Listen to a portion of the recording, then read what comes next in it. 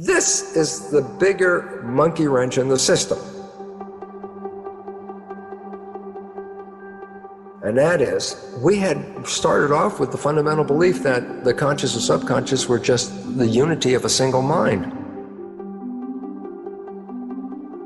So if the conscious mind became aware of something, then the subconscious mind should, of course, follow along with it as well, because they're both together. It's two separate minds, but they learn in different ways. Here's the critical part. Conscious mind, being creative, can learn in a creative fashion. Conscious mind can read a self-help book, and after one reading go, oh yeah, I've been educated, I know how this, I should do it this way, and my life could be really good if I understood this. And then you say, well, I just read the book and I understand how it all works, and yet my life is still exactly the same. You can go to the lecture, you can read the book, you can watch the video, you can even just go, aha, and the conscious mind, being creative, can learn just from simply that. Read the book, it learned. I go, what about subconscious? I go, here's your problem. It's a habit mind. I said, well, how do you create a habit? I go, reading the book once is not a habit. So what's the point? The self-help book you read was picked up information-wise, educated, and enhanced your conscious awareness, and yet didn't touch any of your subconscious programs. You have the same behavior you had before you read the book, after you read the book. Why? Conscious mind learns by reading the book. Subconscious habit, you don't learn from that one reading of the book. So the conscious mind, subconscious mind learn in different ways. How can I teach the subconscious mind? Number one, so many of us talk to ourselves. You know, I love donuts. Margaret, my partner, calls them circles of death, but you know, I love those guys. And of course, my health wasn't that great at this time. And so my programming is, don't eat donuts, don't eat donuts. And I keep talking to myself, don't eat the donut, don't eat the donut. And then sure enough, 5 minutes later, there's a donut in my hand, and it's about halfway finished when my mind catches on, oh my God, you're eating the donut. Well, now being so upset, well, you might as well finish it now, you started it. And then I eat the donut, okay? And I go, wow, I kept talking to myself not to eat the donut. Why did I eat the donut? And here's the fun answer.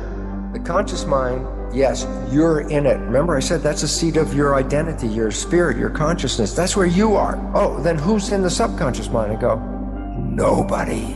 There's nobody in there. It's a machine, like a CD recorder. Why is that relevant? Well, let's say I record a program on a CD, put it in the machine, push play, and it plays the program. And I say, I don't like that program. So I say, okay, CD player, change the program, make something more fun and something I would like better than this program.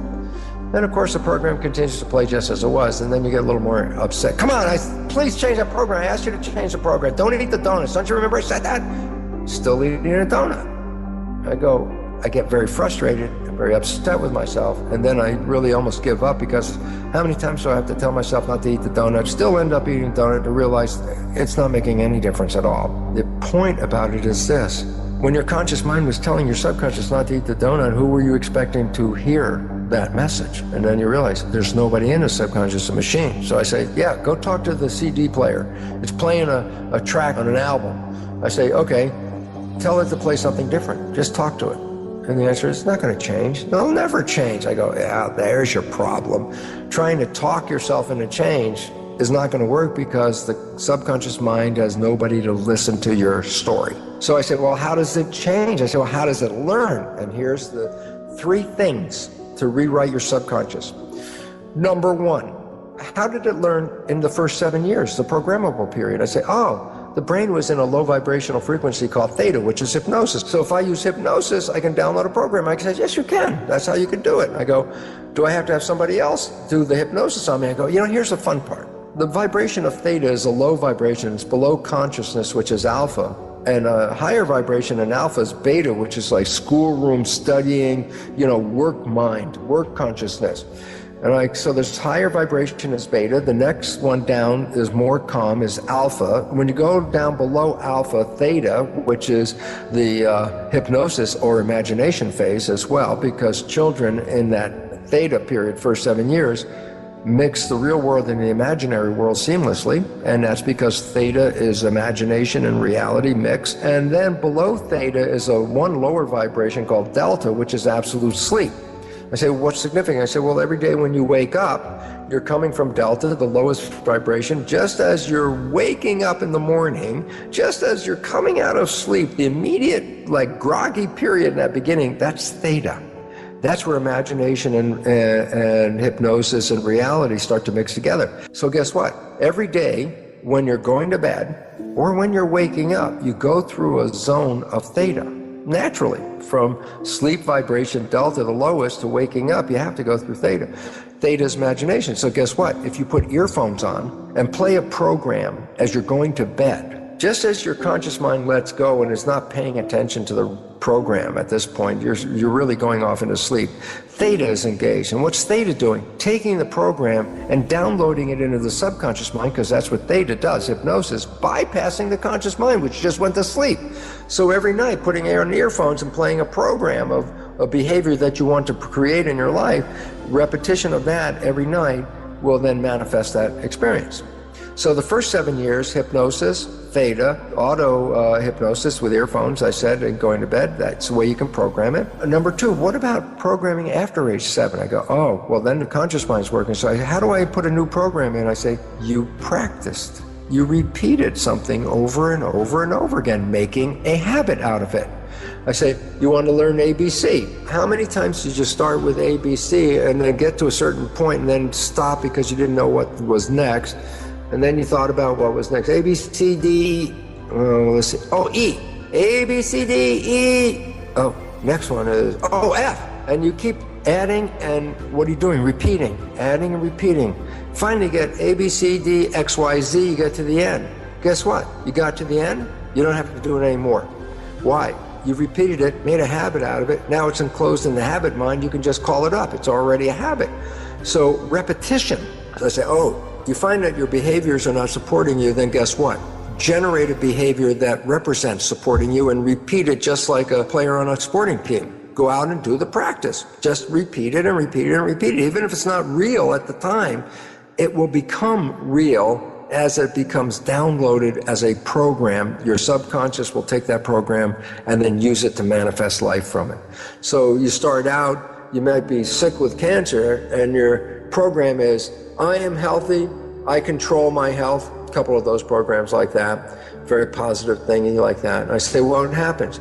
Well, it's very hard for your conscious mind to say, I am healthy, knowing you're having a cancer right now. And I say, no, that's not the issue. You're repeating it over and over again for what? The subconscious. The repetition, habituation occurs.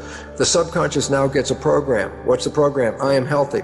The function of the mind is to create coherence between your programs and your reality. So if I put in a program that I am healthy, and at that moment I have sick with cancer, what do you think the function of my mind is? Is to create an environmental situation where health can be restored. Why? Because my program says I'm healthy, my biology says I'm not. The function of the mind is to adjust the biology so it manifests the expression of the program. I can heal myself, but not with my conscious mind. That's good positive thinking. I go, yeah, positive thinking, I can heal myself, I can heal myself. I said, and how much of the day are you using that positive thinking? Less than 5%? Oh, it's not going to have much of an effect. You want to have an effect? Put it in a subconscious, make a program, it'll operate 95% of the day.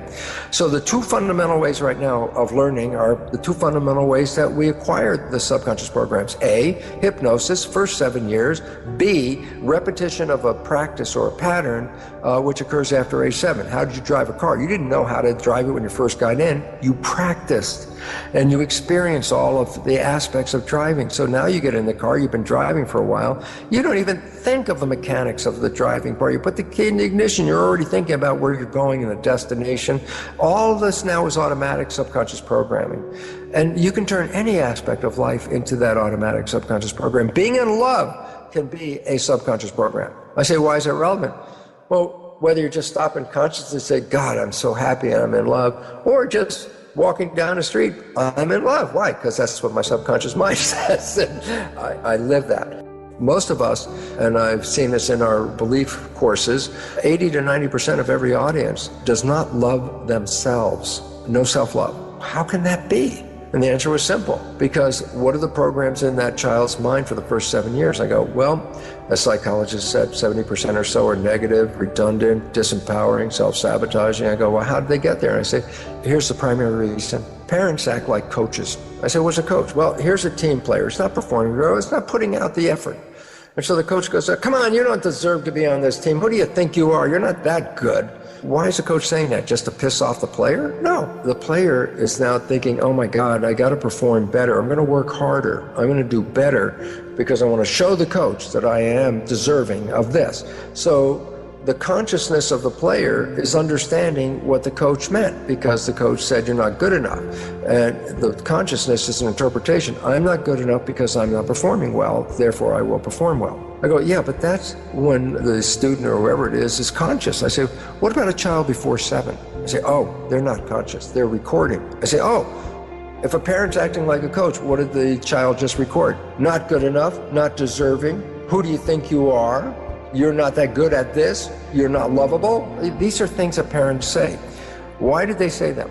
Because they wanted to be the coach and say, come on, you could do better, needle them to do better. It only works if the child is conscious enough to understand the meaning. If the child is under 7, they're just recording the words. I say, what are the words recorded in this child's mind? Not good enough, not deserving, not lovable, not worthy. These are the programs of the subconscious mind. I go, yeah. And I say, what happens if that mind plays 95% of the time? Oh, what's the function of the mind? Take the program and create behavior that will, make coherence between the resulting life and the program. The program is not good enough, not worthy, not deserving. Then guess what? The behavior is going to come from the mind. Any behavior that will show outside people that A, I'm not good enough, not worthy, or deserving, because my behavior will be coherent with the program. And this is why between 80 to 90% of the people in our workshops will not test positive to I love myself, because the fundamental programs are critical, self-critical. And I go, why is that relevant? Program, I am not lovable. Issue, a partner shows up who says they love you. They say they love you. What is your mind thinking at that moment? What is your subconscious mind? Can't possibly be true. It can't be true. I know I'm not lovable, so how the hell can they say that? What will you do? You will push away love because you can't accept it for yourself, so when somebody else says it, it can't be true. And therefore, you will always be seeking love and never find it. Conscious mind wishes and desires. Yes, I want that love. Yeah, 5% of the day. 95% of the time, you're not worthy. You don't deserve this. Who do you think you are? And all of a sudden, it's like, oh my God, of course. If that's running 95% of the day, I'll never be successful. And why am I worried about it? And the answer is because that 95% of the day is not visible to me. So if I'm sabotaging myself 95% of the day with programs that will push away everyone who loves me, and then at the end of the day come home and say, I can't find a mate, no one loves me. It's like, no, it didn't start there. It started with you. You didn't love you. No one else can love you.